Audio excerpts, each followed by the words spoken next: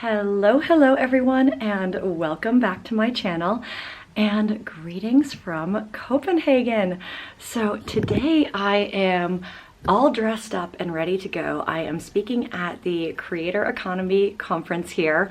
I'm the closing keynote, so I'm speaking about from influence to infrastructure and giving a bit of a current and future look at the creator industry, which is something very close to my heart because I started in 2006 as a creator with the Savvy Bostonian blog.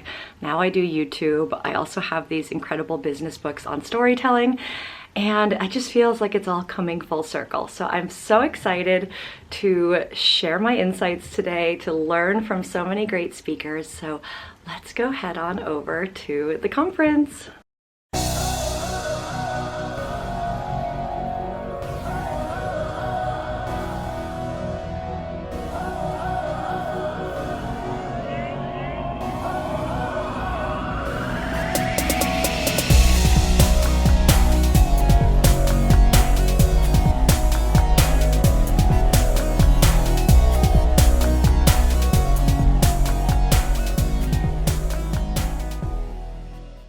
Makes it even harder. Like, how do you actually go about to find those creators that have this genuine love for the brand from the beginning?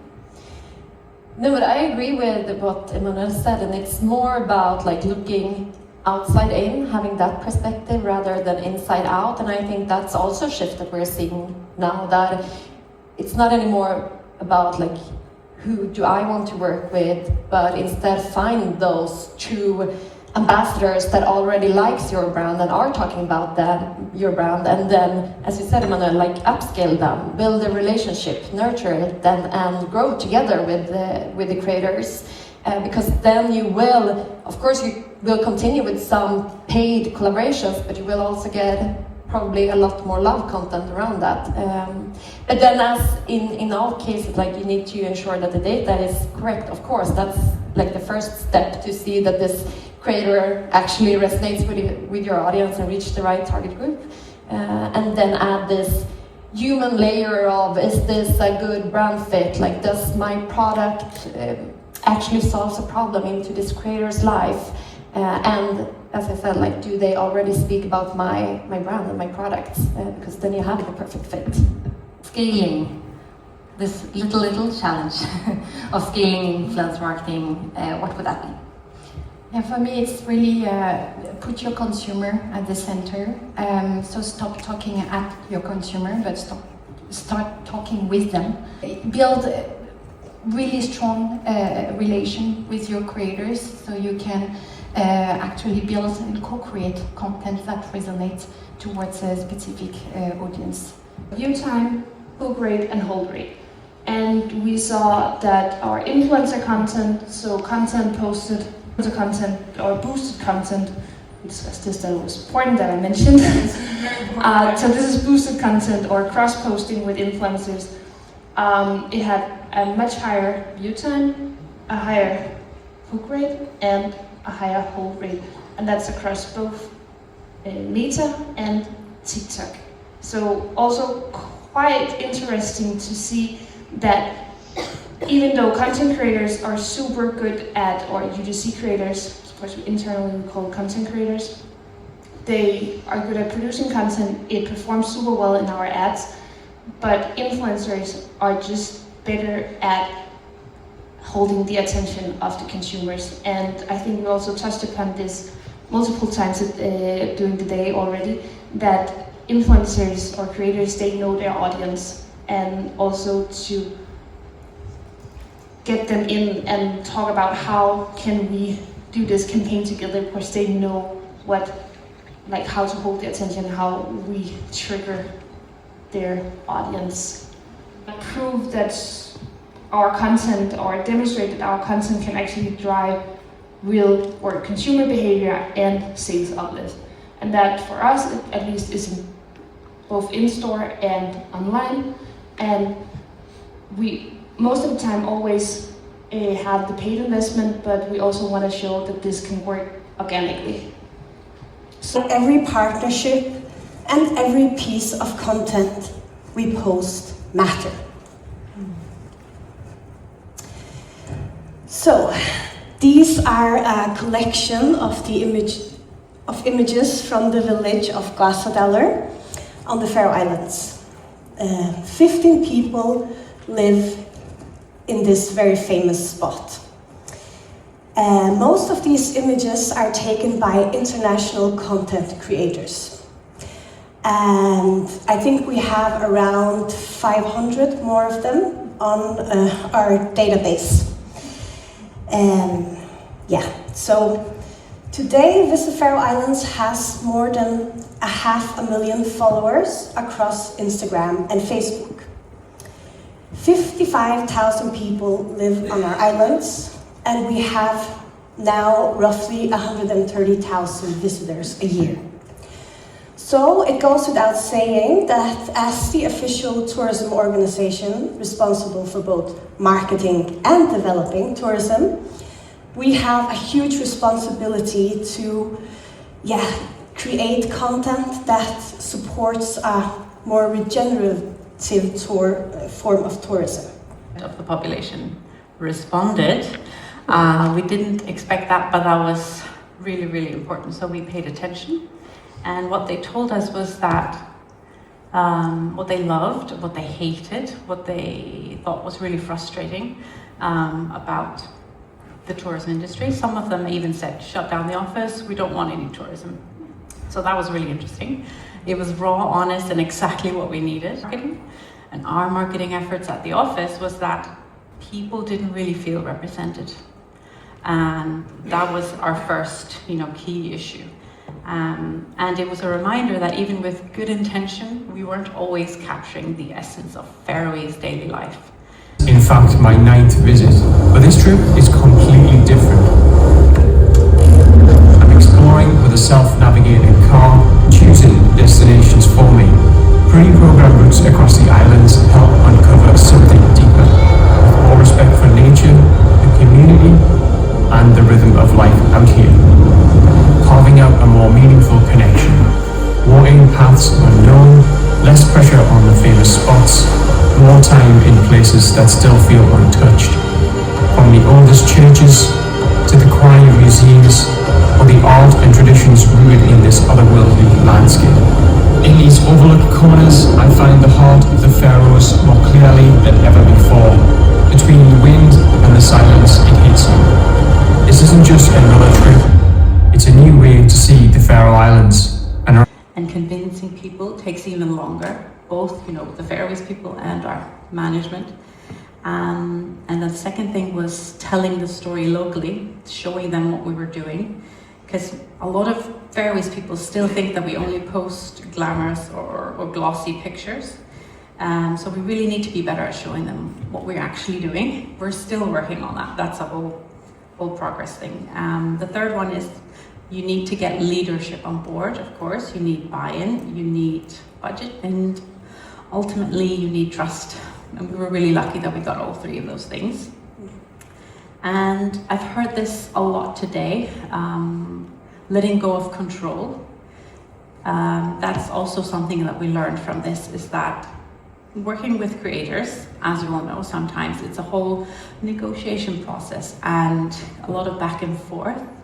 We realized when we were letting go of control, it made the stories oftentimes a lot better. So that was our takeaway, at least. And the final thing is that we really need to start to rethink how we work. And by that, I mean, for years, we were a PR first, social media last kind of office. It also, in all terms, also, all our campaigns, we were thinking like that. But today, with campaigns like self-navigating cars, where the success really was dependent on our, creator collaborations, we really learned that PR and content, they all need to just work together from the beginning. Wow, what a day. I just got home from the Creator Economy Conference and it was incredible. I attended, not the entire program is not in English, but I did attend a few of the talks in English and I found them really inspiring. I loved hearing L'Oréal's approach to activating influencers and scaling them, it hit home for me because I have worked with the L'Oréal team in the UK as like a tiny baby nano creator, but I've had my blog since 2006, and skincare is something I talk about often, and the Garnier and Maybelline teams have seen that I love some of their products. I always wear my Maybelline eyeshadow, and I love the Garnier micellar, the Garnier pimple patches. I mean, what's actually happened is some products like the micellar I was already using, and the Maybelline eyeliner, but some products they have sent me as a creator, I keep just buying them. So it's actually like, it's been the best way to get me as a repeat customer.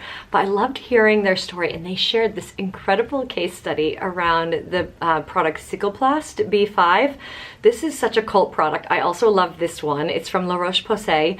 I'll leave it linked down below, but it is such a cult, like it repairs your skin barrier, it takes care of your skin.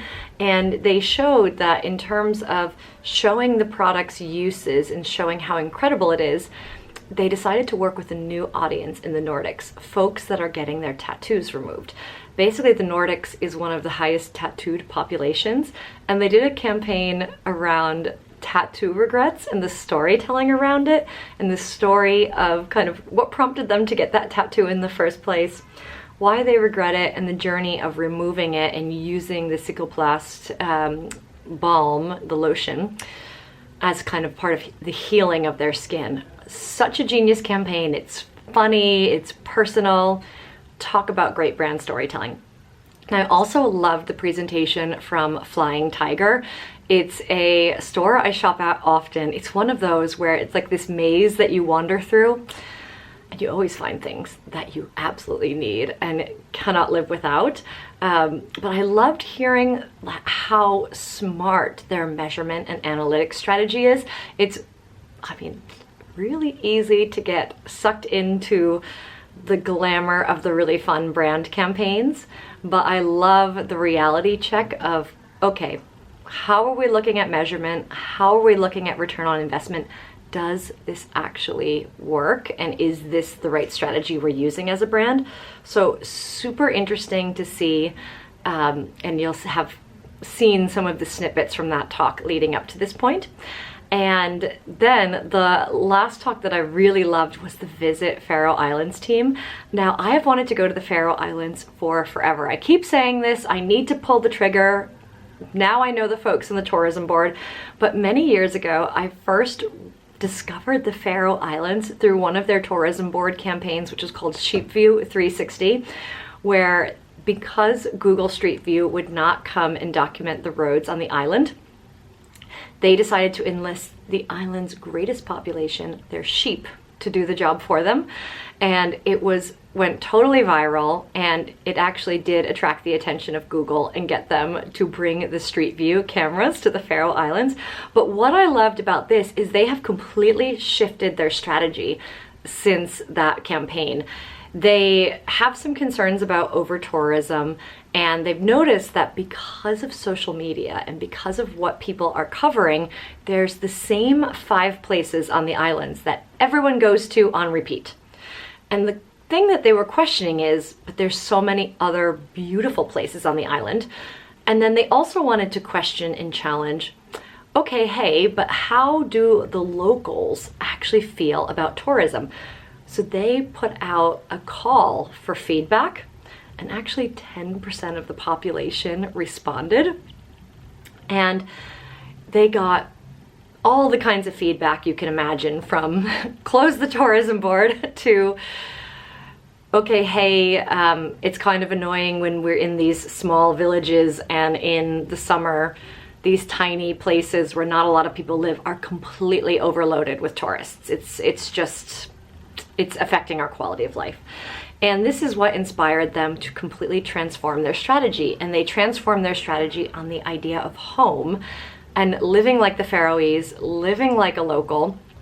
And they cast locals as storytellers. So interesting locals, like a vegan guy who loves heavy metal who lifts, a female priest, someone in their latest storytelling round actually became a member of, got elected as a member of parliament. So someone who got, is a chef, and during working with them was awarded 2 Michelin stars.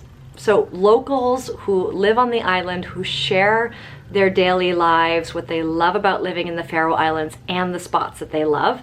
And the inspiration is around welcoming guests into your home and living like you are visiting a relative. I love it. So cool. Such great, inspiring storytelling. So these are just a few of many things I loved about the day, and I had so many inspiring conversations with people. So a big thank you to the creator economy folks for having me.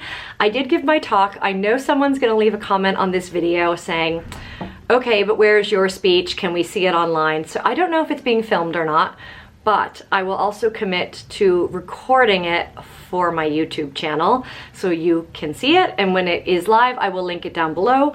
And if you don't think I've done it quickly enough and you want it, send me a message and harass me. That will incentivize me. But before I shut off for the day, I want to share with you, like every attendee at the conference got a goodie bag. It's very rare that I attend conferences now and get a goodie bag. So the person in me who loves a little freebie is going to show you what I got. So what's interesting, and I really need to learn like the symbolism of this, but there are faux flowers. Like the hotel I'm staying at now, so I'm filming against the window in my hotel, but like both of the hotels I stayed at had these beautiful faux flower arrangements, and I really need to understand what this is all about because I got a faux hydrangea, and I will absolutely display this with pride in my house as a lovely reminder of my time in Copenhagen. We got a Sanex skin therapy, 0% fragrance, 0 itchiness and irritation. Oh, this is great for people who are prone to eczema. Shower oil, cool. Can't wait to try that because actually I have had some eczema patches, TMI, on my elbows. So is this a sign from the universe? I think so. Then, ooh, this is gonna be great for my sweet peach true dates. Naturally sweet dates made in Denmark. Super cool, certified B Corp. Oh, well, this is cool. Colgate Max White Purple Reveal and automatically corrects yellow tones. Love that. I do use Colgate toothpaste at home, so this is very useful. I'm so glad I checked a bag on this trip. Usually I am a hand luggage girly, and now I've got all the liquids to bring home. Oh my god, I didn't even know they did this flavor. Kit Kat Hazelnut. You guys are spoiling me, seriously. I mean, ooh, this is cool. I didn't know Batiste. So I do have Batiste with me. I have the blush one, which I always buy at the airport booths, but this is a gentle, dry, sensitive scalp. I mean, I am discovering all of these new products. I love it. Ooh, okay. This looks like a sugar-free raspberry gum. I don't know if that's for me. I might save that. I don't know if my niece and nephew are allowed to have gum, but something tells me I think they would love this. I might save that for when I go back to the US next. Oh, this is a caramel choco Barabels, 16 grams of protein. I do love myself a protein bar. This is one of my travel hacks that I always travel with protein bars because you never know when you're gonna need one. Love that. Ooh, we also got another sugar-free gum, tropical flavor. So yeah, I think I'm gonna save those for my niece and nephew when I go back in the summer because I have a feeling they're gonna love those. Ooh, what is this? Pure & Care 2% BHA peeling serum. Ooh, definitely gonna try that. That sounds amazing. Ooh, wow. Okay, B12 hair shampoo for bond maintenance. I'm actually almost out of my shampoo, and I've been on a little bit of a hair repair journey. So this is from Australian Body Care. Super excited to try that. Okay, 2 more things. Ooh, the Mighty Patch Blemish Hero. I do actually need that because I've got a little one up there. So we'll give that, oh, there's 6 of them in here. So I might wait to open this until I get home, but we are definitely, this one says it works good for whiteheads. Excellent, gonna try that. I love a blemish patch. Ooh, and there's some perfume samples.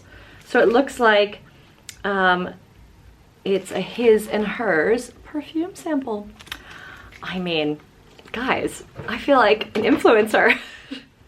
Feels fitting because we just went to a creator economy conference. But yeah, so I hope you enjoyed this behind the scenes day in my life speaking at an awesome conference in Copenhagen, and I'm really excited to announce I'm also going to be the Next Stage, who runs the Creator Economy Conference. They have also invited me to speak at their social media conference in the north of Denmark, which I'm not going to say this right, so please don't judge me. It's Aarhus.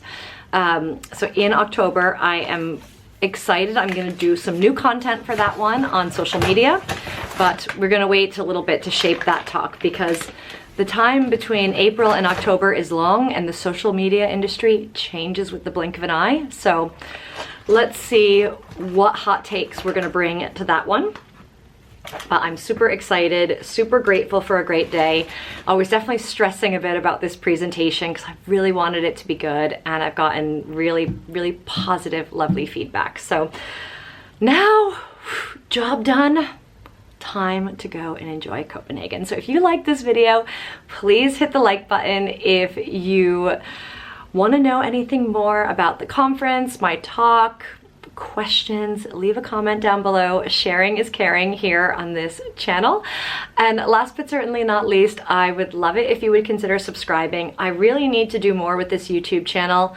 So you subscribing, you commenting, you liking is going to give me all of the push I need to make sure I'm consistent with this, like I am with my travel and lifestyle YouTube channel, where I need to get the videos up, out, and do it on a regular cadence. So kick my butt, name and shame me to publish, not in other ways, and yeah, give me the boost I need to be consistent with this, because when life gets busy, sometimes I forget about this stuff. But there's so many cool, amazing things I'm so grateful that I get to do, and a lot of talks that I prepare that haven't seen the light of day that I feel like I should put out there. So thanks again for tuning in, and I will see you soon.